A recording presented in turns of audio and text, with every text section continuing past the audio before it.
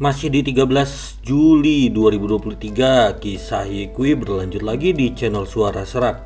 Kali ini dengan judul Jadi Manusia yang terpenting adalah bahagia. Selamat mendengarkan kisah ini. Setelah leluhur klan Sen pergi, Yekui buru-buru mengeluarkan 2 pil dewa dari dalam saku Qiankunnya dan menyerahkannya kepada Bapak Surgawi Matahari Ungu. Dan kisah dilanjut dari sini. Dokter tanpa tanding Yekui. Leluhur senior, kamu segera makan pil sewa. Yekui berseru. Dia bisa melihat bahwa Bapak Surgawi Matahari Ungu dalam kondisi yang sangat buruk saat ini, wajahnya pucat dan tubuhnya gemetar. Bapak Surgawi Valetsun memandang pil dewa dan tertawa, walah, itu sebenarnya masih pil dewa, sepertinya kamu mendapat banyak pertemuan aneh setelah memasuki dunia kultivasi. Yekui berseru, Tuan Leluhur, mengapa kamu masih tertawa? Cepat dan makanlah obat dewa. Bapak Surgawi Matahari Ungu berseru, saya menghargai niat baik kamu, kamu sebaiknya menyimpan pil dewa untuk diri kamu sendiri. Yekui menasehati, Tuan Leluhur, mengapa kamu bersikap sopan padaku, makan saja. Bapak Surgawi Matahari Ungu berseru, benda ini tak berguna bagiku. Entah itu berguna atau tidak, kamu makan saja dulu. Yekui berseru, kamu terluka cukup parah, makanlah 2 obat dewa ini terlebih dahulu, saya akan memberimu lebih banyak obat dewa. Yekui masih memiliki pohon suci emas dan pohon dao besar. Yekui, bukannya saya bersikap sopan padamu, itu benar-benar karena saya tak membutuhkan obat-obatan dewa. Bapak Surgawi Matahari Ungu tertawa, untuk apa saya membutuhkan pil dewa ketika saya baik-baik saja? Kamu terluka parah. Sebelum Yekui menyelesaikan ucapannya, dia tiba-tiba melihat bahwa Bapak Surgawi Matahari Ungu berdiri tegak, wajahnya yang pucat juga pulih kembali menjadi kemerahan, dan dia sama sekali tak dapat melihat sedikit pun bekas luka di tubuhnya. Yekui terkejut, Tuan Leluhur, tubuhmu. Saya baik-baik saja. Bapak Surgawi Matahari Ungu tertawa, sejujurnya, saya sebenarnya belum keluar dari semedi, apa yang berdiri di depanmu sekarang hanyalah tubuh dao. Tubuh dao. Yekui membeku. Bapak Surgawi Matahari Ungu mengangkat pedang pemenggalan dewa di tangannya dan berseru, pedang ini, artefak dewa klan sejati dari klan pedang Qingyun, memang bisa digunakan untuk memenggal kepala para dewa dan menghancurkan makhluk abadi, dan itu akan melukai jiwa-jiwa dewa begitu mereka ditikam. Bahkan jika yang muncul di sini hari ini bukanlah tubuh dao saya, tetapi tubuh saya yang sebenarnya, Shen Beidou tak akan pernah berpikir untuk melukai saya dengan ini. Karena dengan kekuatan Shen Beidou, dia belum bisa memanfaatkan kekuatan pedang dewa ini. Yekui bertanya, jadi, cara kamu terluka barusan adalah sebuah akting. Bapak Surgawi Matahari Ungu mengangguk sambil tersenyum, itu benar. Hati Yekui mengeluarkan gelombang yang mengejutkan, hanya tubuh dao yang dengan mudah menghancurkan kultivasi 800 tahun Raja Bijak, jadi jika itu adalah tubuh yang nyata, apalagi. Tuan Leluhur, saya tak mengerti, mengapa kamu berpura-pura terluka? Yekui bertanya. Bapak Surgawi Matahari Ungu menyingkirkan senyumnya dan berseru, saya melakukan ini untuk menguji Shen Beidou dan memberinya kesempatan. Yekui bahkan lebih bingung, apa maksudmu? Bapak Surgawi Matahari Ungu berseru, sejak saya mengasingkan diri, Shen Beidou menjadi ahli nomor 1 dari klan pedang Qingyun, dan karena dia mengandalkan fakta bahwa dia adalah penatua agung, dia mulai bertindak seperti perusuh. Terutama setelah dia menerobos alam Raja Bijak, dia menjadi semakin sombong dan mendominasi. Tak hanya dia tak mematuhi perintah Yun San, tetapi dia juga memanggil Yun San dari waktu ke waktu, mengeroyoknya di klan dan mengesampingkan Yun San. Shen Beidou adalah penatua agung dan mendapat dukungan dari banyak orang, ditambah dengan tingkat kultivasinya yang tinggi. Meskipun Yun San adalah pemimpin, dia tak dapat berbuat apa-apa terhadap Shen Beidou. Dalam beberapa tahun terakhir, ambisi Shen Beidou semakin besar, dia bahkan ingin menjadi pemimpin dari klan pedang Qingyun. Hanya berdasarkan kebajikannya itu, dia benar-benar ingin menjadi pemimpin klan dari klan pedang Qingyun, itu hanya mimpi yang bodoh.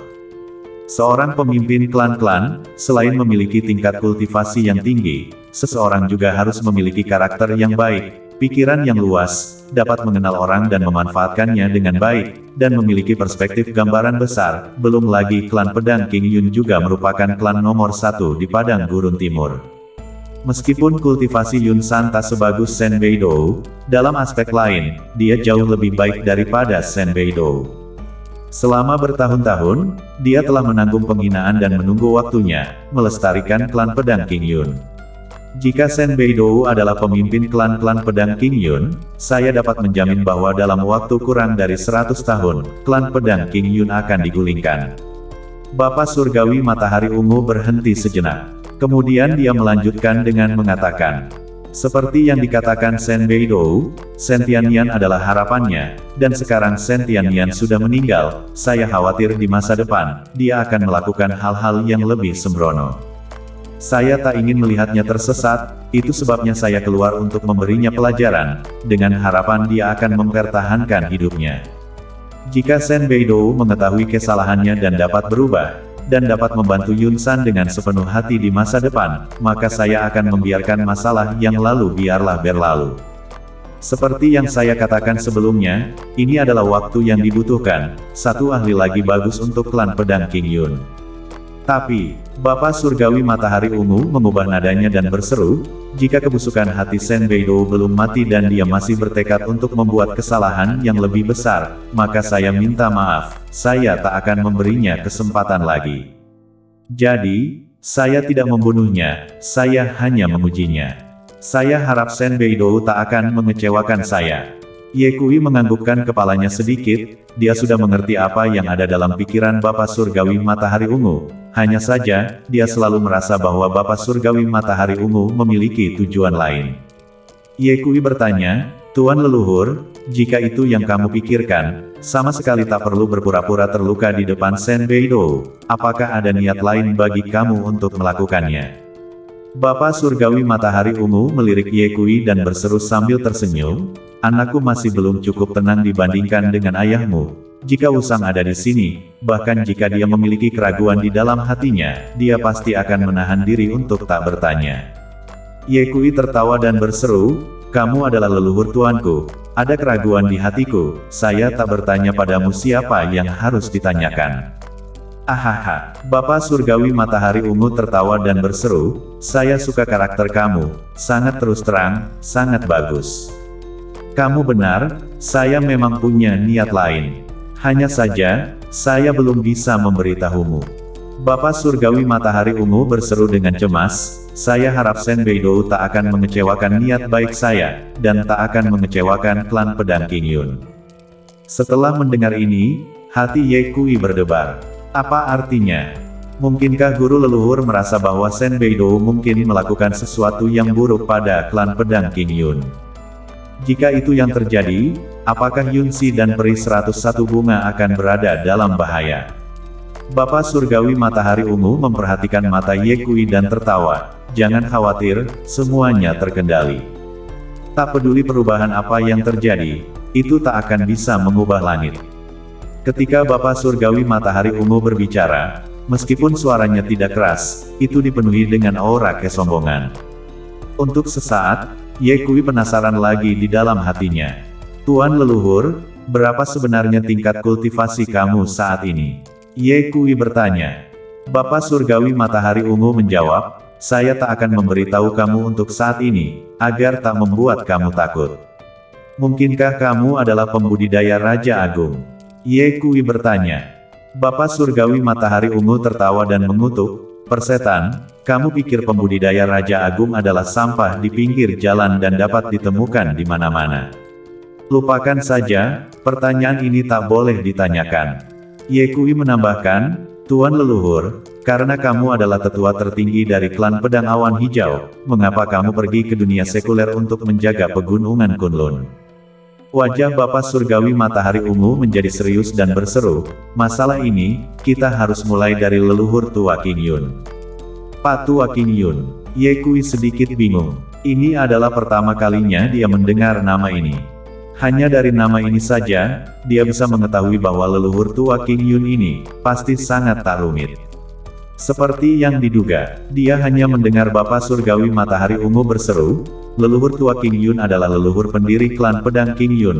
Dialah yang seorang diri mendirikan klan pedang King Yun dan menjadikannya sebagai klan nomor 1 di Padang Gurun Timur.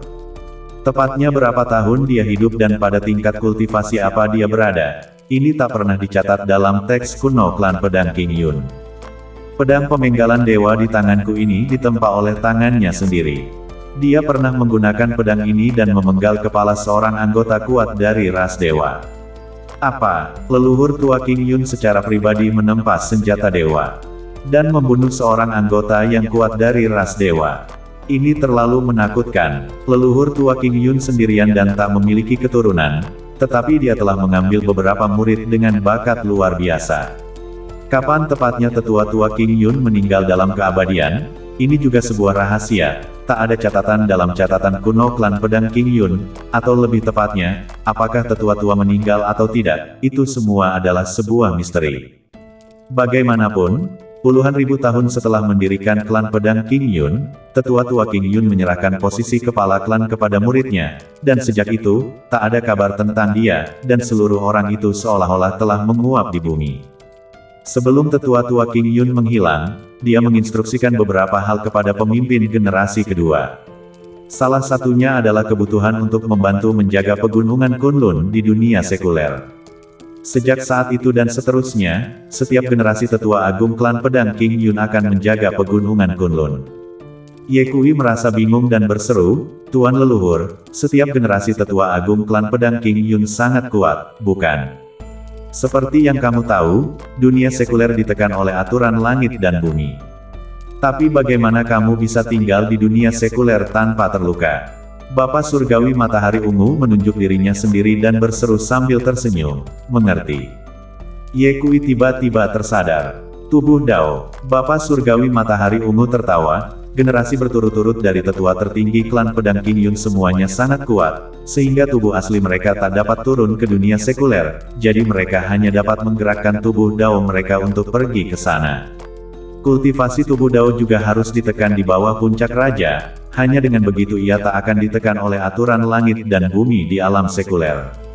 Ye Kui bertanya lagi, "Jadi, ketika kamu meninggalkan dunia sekuler, itu bukan karena kamu tak dapat menekan kultivasi kamu?" "Itu benar, kultivasi tubuh Dao dapat ditekan selamanya." Bapa Surgawi Matahari Ungu berseru, "Alasan saya pergi adalah karena misi saya telah selesai." "Misi?" Keraguan muncul di wajah Ye Kui lagi.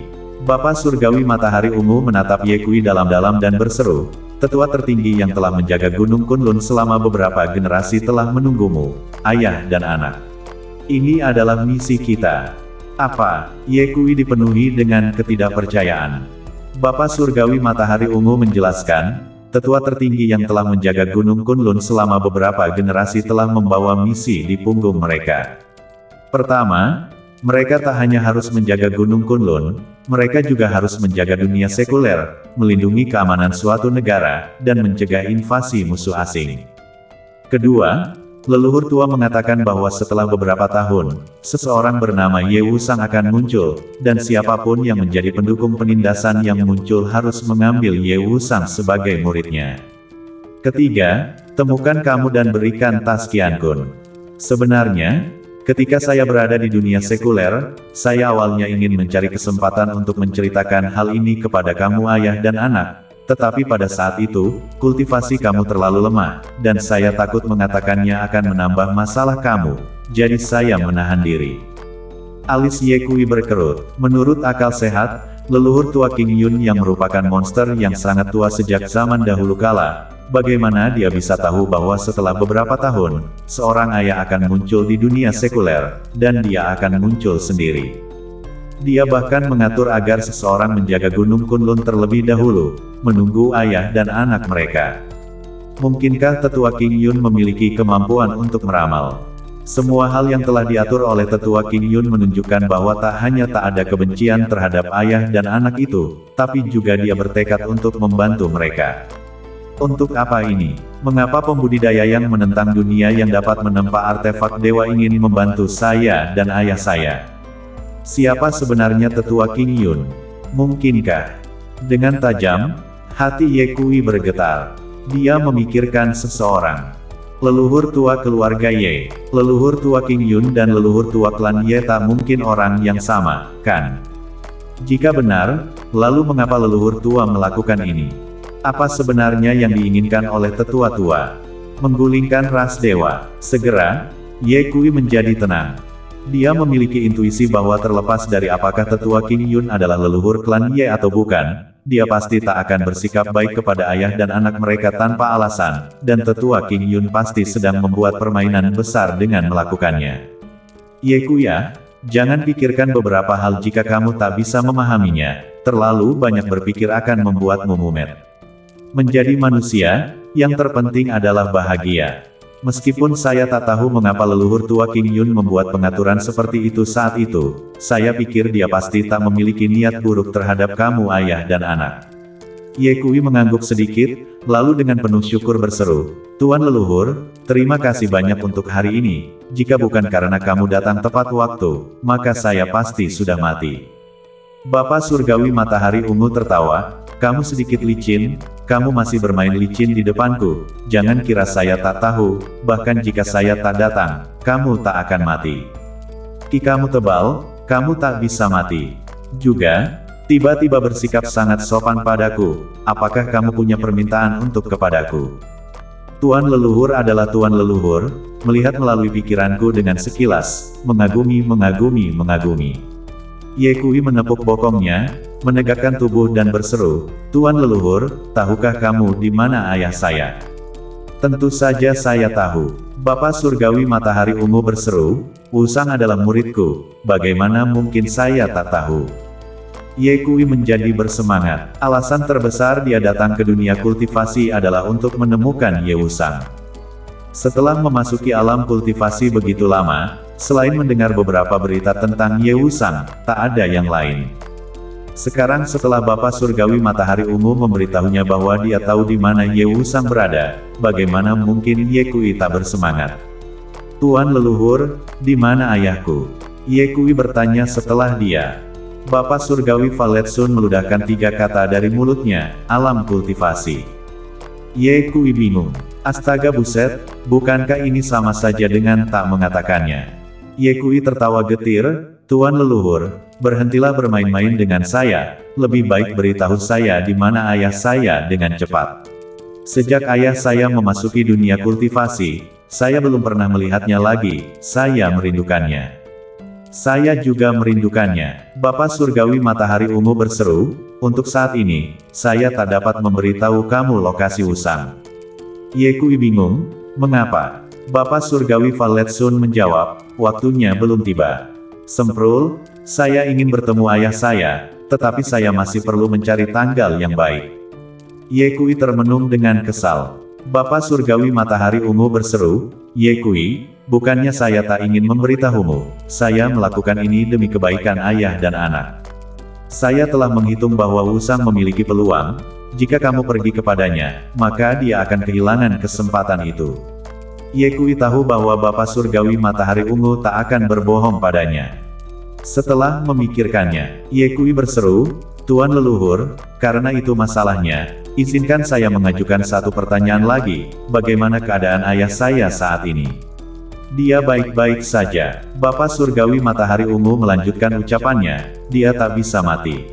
Bersambung.